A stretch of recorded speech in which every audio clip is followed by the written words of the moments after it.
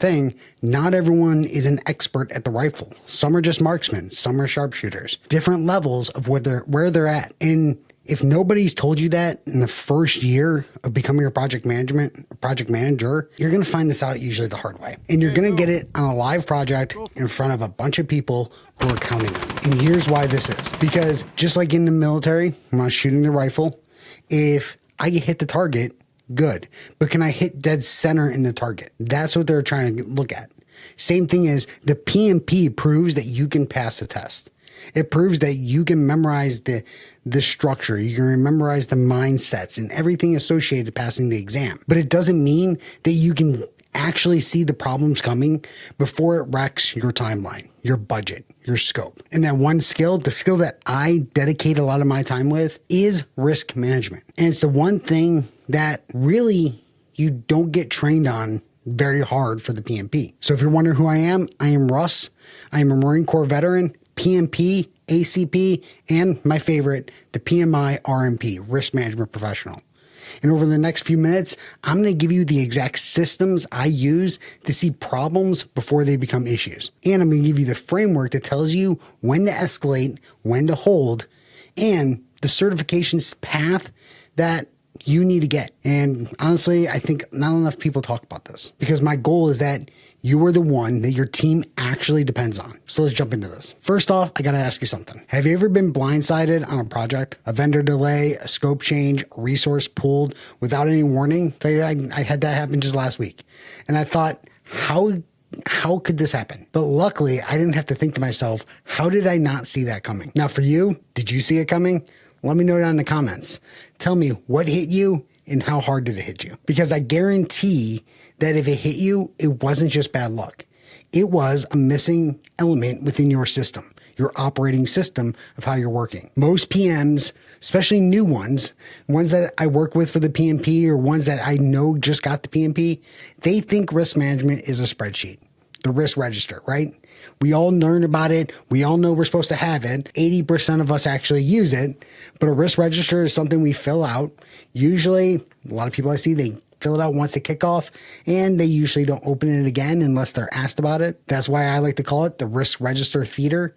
It looks like risk management, but it's just paperwork that nobody's reading and a lot of people aren't updating. So you're probably thinking, great, Russ, this is more paperwork. But stay with me here. This is the opposite of just paperwork. Real risk management is a repeatable process, and PMI breaks it into 5 simple steps. Identify, analyze, prioritize, respond, and monitor. So here's how I want you to reframe this in your head. A risk isn't just a problem yet. It's an uncertain event that could help, positive, or hurt, negative, your objectives. The moment it happens, it's not a risk anymore. It's an issue. And if you're already reacting instead of leading when it's become an issue, then you have a trigger problem, because a risk trigger is not when the risk is becoming the issue. It is a trigger that triggers your risk response that allows you room to work to make sure it never becomes an issue. So your move this week is open whatever risk log, whatever risk register you have right now, even if it's a dead one, and ask yourself, when did anyone touch this last? And answer the problem, what risk theater am I in right now? If I have it, then fix what's in front of you. Go through each risk. Is it still valid? If it is, what's the trigger?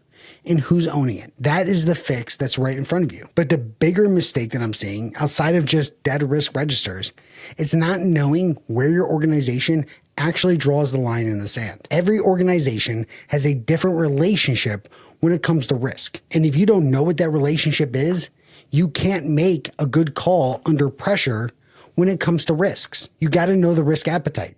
That's the amount of risk your organization is willing to accept to hit its goals. Risk tolerance is the acceptable range of variation around your risk appetite. And risk threshold is the hard line. You cross it and you need to escalate something immediately. There's no debate. You need to talk to somebody about it to get some feedback on what you're going to do. I don't know about you all, but if you like poker, this is a great analogy. I'm going to be in Las Vegas next week from the time I'm recording this. And the way that I'm going to sit at the poker table is I have an appetite. That's how many chips that I'm willing to put into play at any time. I also have a tolerance. How much am I willing to see that stack swing up and down? If I get below $50, am I just going to buy out and just take the money that I have right there? Don't want to get too nervous. Or am I willing to lose it all? But then there's also a threshold. This is when someone bets big and that number is enough to make me fold. Because no matter what my gut says, I need to get rid of my cards because they're probably going to beat me. New PMs I talk to tend to get this backwards constantly. They either escalate everything, which burns trust, or they escalate nothing, which burns their project. So to avoid this all entirely, as a project manager, do this. Before your next status meeting, write down what you believe your project's threshold is and confirm it with your sponsor. Most PMs have never asked that question out loud to the leadership who really is making a lot of those decisions. Talk to your senior stakeholders. Ask them what their thresholds are. What are they looking at? How much risk are they willing to take? A simple conversation is going to get you so far when it comes to risk management. Now, if frameworks like this are new to you, this is exactly what I build at 44 Risk PM. Whether you want to get your PMI RMP or if you just want to improve yourself as a risk manager, I have courses. I have a community for the RMP exam prep, and I even have a 10-hour course that you can take and you can learn a lot when it comes to risk management. I'm going to throw the links below for everything like that. All right. So you've got the process now. You've got some of the language that your organization needs to handle risk. But there's one more thing that new PMs tend to skip, and it's not about risk at all. It's about their career. And this is where the PMP conversation and the risk conversation, they actually meet up. PMI has 3 credentials that I like to talk about with new project managers. And they build upon each other into what I like to call a good certification stack. First up, you have the CAPM. The CAPM is something if you are brand new. If you don't have the years of experience for the PMP, it is the foundational credibility that you can have in the world of project management. The PMP is right after that. Once you've got the project experience, you want the credential that really opens the doors, the PMP is it. And sadly, in this world we're at right now, the PMP is like the standard. 10 years ago, the PMP set people apart. Nowadays, if you don't have the PMP, you can't even get a lot of entry level roles. So the PMP is something that you need to get. But once you got that, I highly recommend that you get the PMI Risk Management Professional, the one that not a lot of people talk about. But PMI is throwing a huge investment into it. They have the PMI ATP instructors who are out there teaching it. I'm one of those, one of the few that are actually teaching this. But it also, if you read anything about what PMI is putting out, risk management is becoming more important. If you read anything on AI in this CPMAI certification, risk management is a key element.